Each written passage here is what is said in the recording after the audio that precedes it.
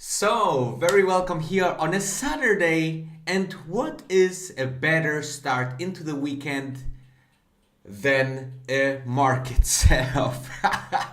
Well, this is not so interesting to see when you see your favorite stocks going down, but I'm super interested where you are watching from. Therefore, let me know in the comments, as always, where you are watching from, and let me participate in the algorithm of YouTube. If you're just smashing the like, doesn't matter where you are watching from, and like is always appreciated directly in the beginning. And I want to immediately dive into the topics today because I want to show you a couple of factors and things that I always look when the market goes down to see, is it something where we need to be fearful, or is some indicators, and there could be 300 different, or is there indicators that shows us that something more serious is coming? Okay, and therefore we will dive into some things that are quite interesting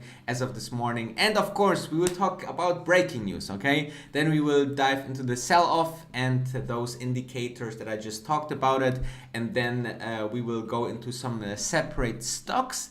And then finally, I will release you to go into the weekend.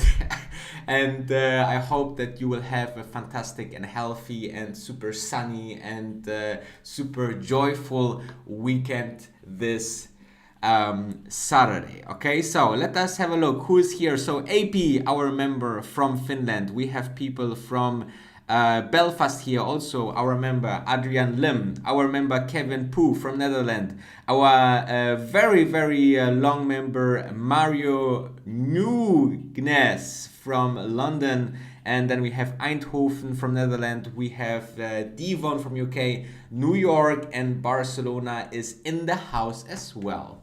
Thank you very much. So when we are talking about some stress or some risks for the market, then we always think US and China. And China just announced that they are imposing some new regulations against US diplomats, some kind of answer, a little bit delayed answer on something that the US did already a couple of weeks or months ago.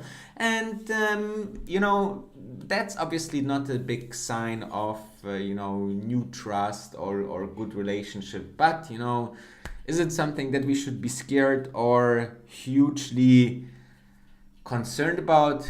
I don't think so. Okay, I think from Trump's side, it's maybe a little bit of an election move because it's not affecting too much the overall trade or anything economically. So I think it's just like a nicely new advertisement for going to the elections and put your vote for Trump. All right, but on the other side, there's obviously also the big topic with TikTok, right? The dancing app where you dance to music or explain something in very short time. And actually TikTok is saying they think, or China is saying they think, that they will rather close the whole operation in US then rather sell it, okay, for very pennies on the dollar. So this is quite interesting because Chinese apps can be very strong even without big presence in Europe or in US. For example, I don't know if you heard about it, but WeChat is, for example, something like WhatsApp, but a little bit bigger. And I don't know if bigger, but in terms of the portfolio bigger. Okay, so they can accept payments. They do actually almost everything through WeChat, and it's strongly used in Asia. So Thailand, Vietnam, and all these countries are using WeChat, and especially China, obviously. But in US and Europe, it's not that much of an most frequent used app, right? I mean, I don't use WeChat. I don't know if you use WeChat. Let me know in the comments, guys. But you see that those are actually can survive even without US. So I'm quite interested how this is going forward. But what I also find interesting, you know, when people talked with some influencers on TikTok, they said, you know, what you will do when TikTok will be blocked in the US, and they just said, you know, I don't know, you know, it's fine for me because I'm using mostly YouTube, or I switched to YouTube. I don't use TikTok that often, you know, and TikTok didn't pay influencers, you know, for their content, like for example YouTube is doing, right? And therefore people maybe have not that much you know, scary thoughts about TikTok being over tomorrow, because they can just jump to the next platform like YouTube and even earn some money, right? So all these TikTokers have meanwhile a huge YouTube presence, so I think that this is not a big deal for them. So let's have a look. If you are a Boeing investor, guys, okay, I think Boeing is something that is showing us that even after catastrophic failures, companies can come back, especially, you know, Boeing, because Boeing is something that you have to understand is one of two big players in the airplane industry, okay? And the airplane industry, if you want it or not, will grow over time. And if there's only two, one is European and one is from the US, there will be always the strong demand by the US government to keep Boeing going, and therefore, you know, the FFA will obviously support where they can. Obviously, they said first, you know, hey, something like this cannot happen again, please, and you know, but they would never keep it going bankrupt or something. And therefore, you know, Boeing was one of the best companies as a value investor that you could buy during the crash, and also after the crash with the Boeings, obviously. And you will see that the Boeing 737 MAX will be in the air sometime soon. And therefore, I think that, you know, this is something that is also very important to understand. I think even the Fed, okay, even the Fed said they would never let Boeing go bankrupt. Can you imagine the Federal Reserve saying something like this? This is a big bullish sign, all right? So I think that something like this is very, very closely to watch, because some of this movements can be obviously a huge chance to gain some percentage here, all right? Then, yeah, let's dive into the sell-off. So NASDAQ closes lower to end its worst week since March as tech continues to struggle, okay? So let's have a look what some of our favorite stocks here on this channel did this past 24 hours. And as you can see here, Peloton had a huge sell-off, you know, started pre-market even very, very high, and then during the day, intraday, lost about 13%, you know, with the overall sell-off, which is, I think, a great opportunity, you know, as you know, and my members know as well, that I'm currently researching this company and will let you know what I think over the next couple of weeks. If this is maybe a 10x stock, right? Those stocks that we are investing here on this channel to 10 times your money. The S&P 500, you know, had a nice roller coaster ride here. First, you know, positive, then going to the negative side and ending slightly positive with 0.05%. Space minus 5%. Tesla almost neutral. Beyond Meat minus 6% almost. Amazon minus 2%. Apple minus 1%. Carnival minus 1%. Deutsche Lufthansa minus 2%. Cake. Cheesecake Factory minus 5%, Uber plus 3%, and I think that's pretty much it. What is definitely, you know, yeah, really NASDAQ a little bit a little bit lower here with 0.6%. So as you can see, mostly those tech stocks and some other stocks like Beyond Meat here, growth stocks, kept on struggling towards the end of the day. And this is usually because people, I had these questions a couple of times now in my Discord chat, which you can also join if you want. The link is below in the descriptions for the membership. Why stocks sometimes struggle on a Friday? And there's, a couple of reasons. First, you have to understand that there's a lot of day traders, obviously, in the market. So the day traders usually, don't keep a position overnight, and also they also don't want to keep positions over the weekend, right? People say, I maybe, lost already a couple of percentage points during the week. I don't want to go into the weekend with this much of a negative. So I will directly in the morning sell my stocks. And obviously, this is triggered then overall market sentiment. Everybody is selling. So this is one point. And the second point, I think just, the overall, after such a worst week since the March levels, okay, for tech, obviously, people are a little bit scared what can happen on Monday. People don't want to, wake up on Monday and have another minus percentage. So, the sentiment and the mindset of those people is just, don't want to lose further, don't want to go into the weekend with those stocks and so on. So this is one reason, and obviously general weakness in the week, will end up with weakness in the last day of the week, right? So let's have a look further into which factors I actually look into, right? I mean, if I look into some factors that's from, for example, the fear and greed over time index, or or chart, you can just find it when you type in fear and greed, and if you see this chart, then you see that we are bouncing off this extreme greed area, and this is pretty good because this is always a good sign that we are cooling off, everybody is coming down, and then we can see maybe some new highs over the next couple of weeks.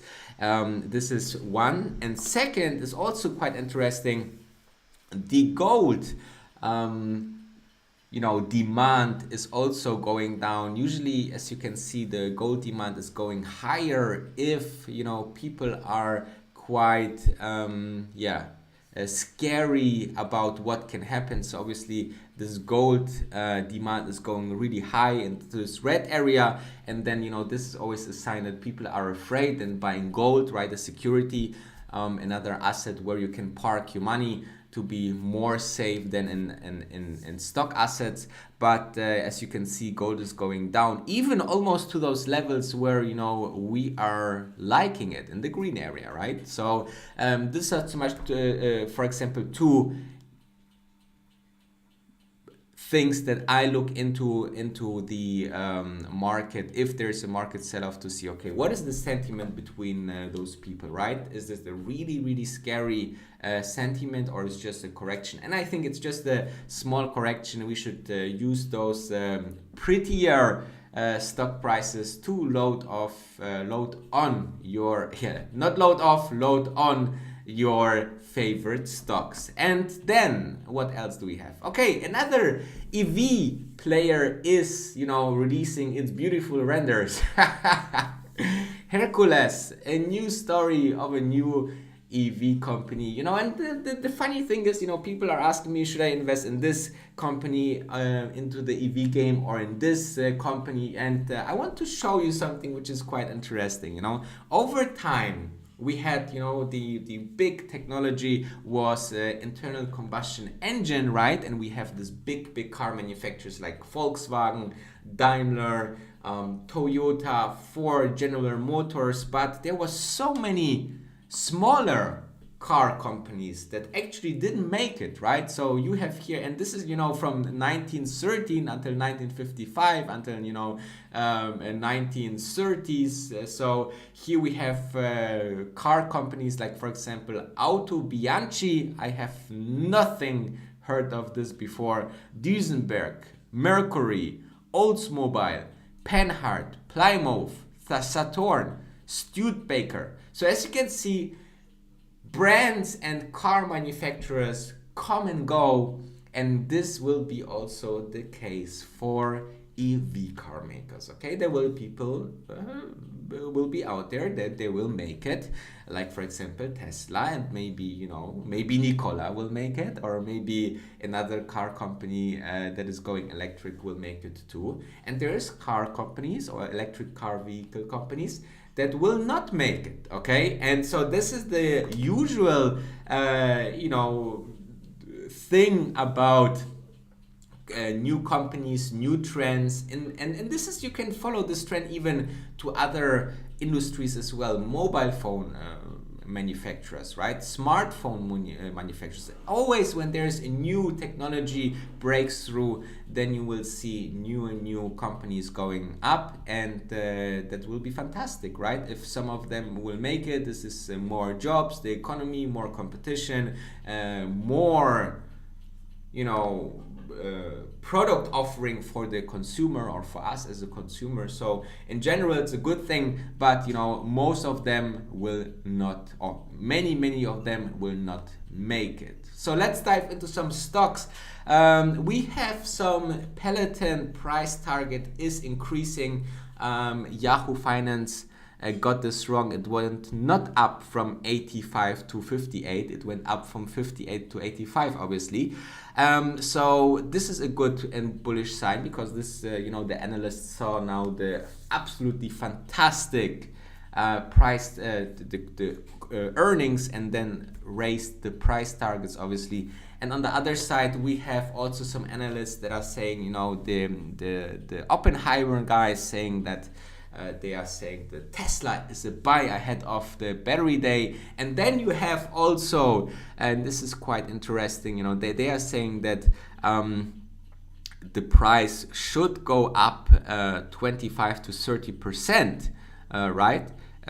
From where it is now until battery day. And the other thing is here that other people that are more technical traders are having a very bearish sign, right? So here's one guy, he's saying the target should be $75. Can you imagine? Look at this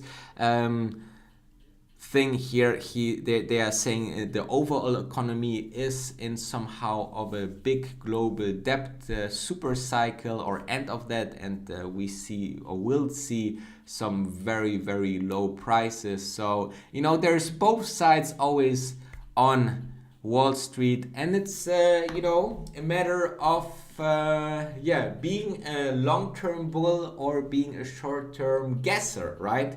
I'm more of a long-term bull, and I know there's some people out there that are too. And therefore, let's have a look together into the comments, guys. Okay, so Kevin Poo, our member, is asking, don't you think the price dips in space will affect the long-term price?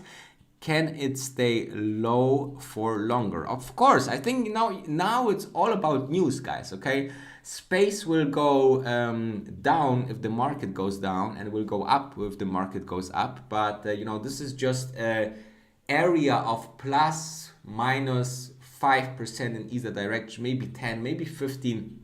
But to have space 30, 40, 50, 60, 100% more from where it is now, there we need obviously good news from the next milestones of the company, right? Then we have people from New York, we have people from Kuwait, Istanbul, Dallas, DC, Sweden, Ohio, Britain, UK, and the Matti is saying, oh my god, we don't need more EV companies. Look at Nikola, dead already. Yeah, I mean, this is, everyone wants to make money with a new trend and new technology coming up. And I would appreciate if you leave a like, and I will wish you the best weekend that you ever had. And therefore, thank you very much for watching, and have a fantastic and healthy day.